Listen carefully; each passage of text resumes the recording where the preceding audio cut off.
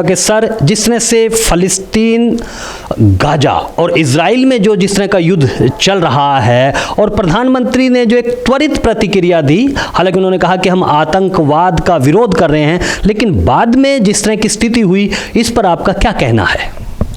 धन्यवाद नरेश जी। देखिए, आज की जो मानवता है ना, और जो विकास है, मैं इस बात को इस तरह से लेता हूँ, ये जो आज का विकास है या जो आज की जो मानवता है, ये लोग जितने ज़्यादा शक्तिशाली हैं, जितने ज़्यादा धनाढ्य और धनवान लोग हैं, ये लोग हिंसा में विश्वास करने वाले लोग हैं। इन लोगों को शांति नहीं चाहिए, ये लोग अहिंसा में विश्वास नहीं करते। ये लोग हमेशा ही कहीं ना कहीं एक ऐसी डिस्टर्बेंस बना के रखना चाहते हैं कि जिसकी वजह से गरीब लोग मरते रहें। और एक जिसको आतंकवाद आप बोलते हो, वो आतंकवाद क्या है, आतंकवाद क्यों पनपता है? वो भी तो एक भेदभाव और पक्षपात का ही नमूना है। आतंकवाद तो और कुछ नहीं है। और आतंकवाद के भरोसे अगर आपने ये सारा जो विकास किया, ये जितने भी मिसाइल बनाए, जितने भी बम बनाए, जितने भी रॉकेट बनाए, वो सब क्या इसलिए बनाए हैं कि हमने मानवता का नाश करना है, हमने मानवता को ख़त्म करना है। तो ये तो देखिए, एक मैं समझता हूँ कि शांति से जीने का रास्ता नहीं है, एक अच्छा सौहार्द से जीने का रास्ता नहीं है, प्यार प्रेम से जीने का रास्ता नहीं है।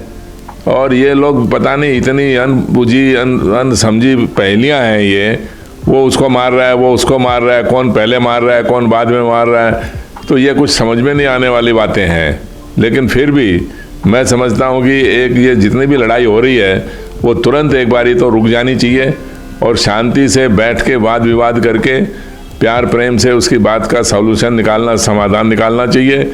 ये कोई समाधान नहीं है कि उसने मारा तो फिर उसके बदले में उसके मारो, एक को मारा तो उसके बदले में 10 मारो, ये समाधान है ही नहीं। तो मैं तो यही समझता हूँ कि भाई एक शांति से बात करी जाए, और ये जितने भी हथियार बने हुए हैं, जितने भी बम बने हुए हैं, न्यूक्लियर बने हुए हैं, मिसाइल बनी हुई हैं, ये सारी एक तरह से इसका निर्माण ही बंद हो जाना चाहिए।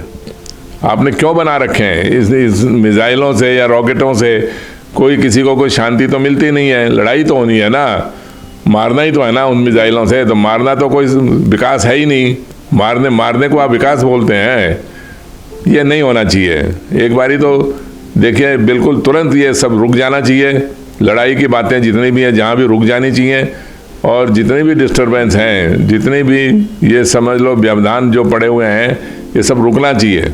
बिल्कुल महत्वपूर्ण बात कही है कि शांति से ही हर समस्या का हल निकलता है, लेकिन ये एक विडंबना है कि जो विकसित देश हैं, जो शक्तिशाली देश हैं, वो शस्त्रों को बेचकर एक बार तो अपना खजाना भरते हैं और उसके बाद फिर वो एक अधिनायकवाद की सोच को भी दर्शाते हैं।